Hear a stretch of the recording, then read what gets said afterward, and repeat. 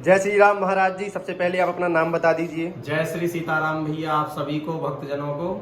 आपका नाम क्या है? जी, मेरा नाम दुष्यंत तिवारी है और भागवत जी की सेवा धर्म कार्य में लगा रहता हूँ। अच्छा, तो सबसे पहले ये बताइए कि हमारी पूज्य गुरुदेव भगवान बागेश्वर धाम सरकार की कथा कब से होने जा रही है टीकमगढ़ में? ये कथा अपनी 25 फरवरी से और 5 मार्च के मध्य में होने जा रही है। तो इस कथा के मुख्य यजमान कौन है?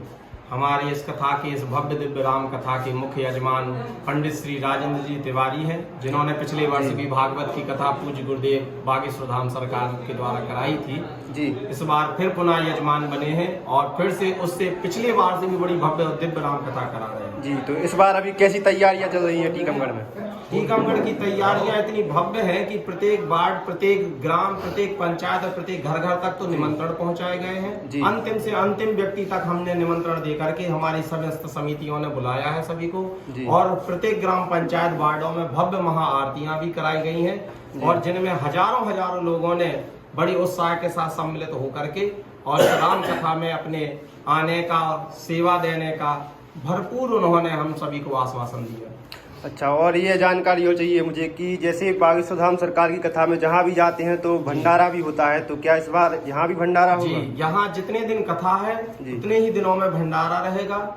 यदि बाहर का कोई अभ्यागत, कोई अतिथि और लोकल के क्षेत्र से भी जो भी यहाँ उपस्थित होंगे उन सभी के लिए भोजन की व्यवस्था की गई है, सभी को प्रसाद मिले।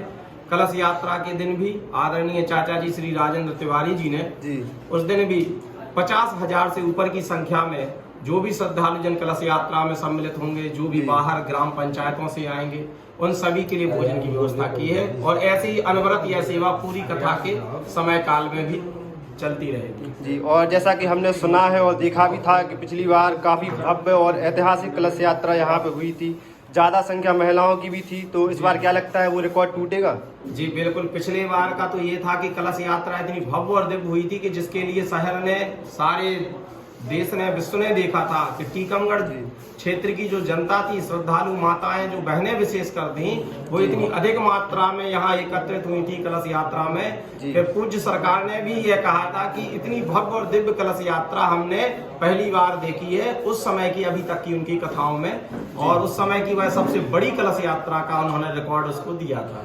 और हमने ये भी देखा है कि काफी समय से पूज्य गुरुदेव भगवान हमारी कलश यात्रा में नहीं आ रही है, तो क्या टीकमगढ़ की कथा में वो आएंगे?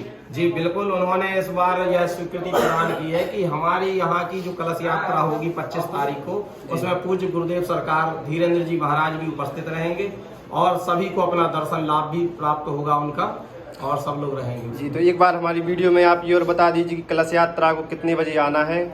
सुबह 9 बजे का समय रखा गया है। पूर्व जैसे भागवत कथा के समय में भी प्रतापेश्वर महादेव बड़े तालाब से कलश यात्रा प्रारंभ हुई थी, तो इस बार भी कलश यात्रा वहीं से होगी, जो नगर के मुख्य मार्गों से होते हुए और हमारे कथा स्थल तक पहुंचेगी। एक बार कथा जो स्थल है वहाँ का एक बार एड्रेस और बता दीजिए। जी, हमारी जो कथा स्थल है पिछली बार नजरबाग में हुई थी, लेकिन पिछली बार वह ग्राउंड छोटा पड़ गया था, इतनी श्रद्धालु माताएं, भक्तजन सब आए थे। लेकिन इस बार कलश यात्रा हमारी गंजी खाना फील्ड, झिरकी बगिया के पास जो हॉकी ग्राउंड है वहां तक पहुंचेगी।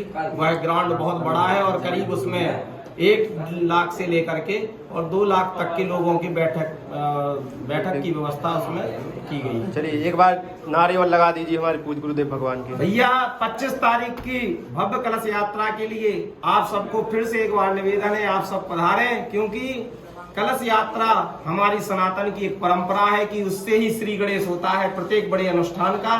तो आप सभी माताएं, बहनें, श्रद्धालु सब लोग उसमें आए, ये हमारी कामना है, क्योंकि भैया कलश यात्रा की करो भव्य तैयारी, आ रहे हैं बागेश्वर मुगदरधारी। जय श्री राम।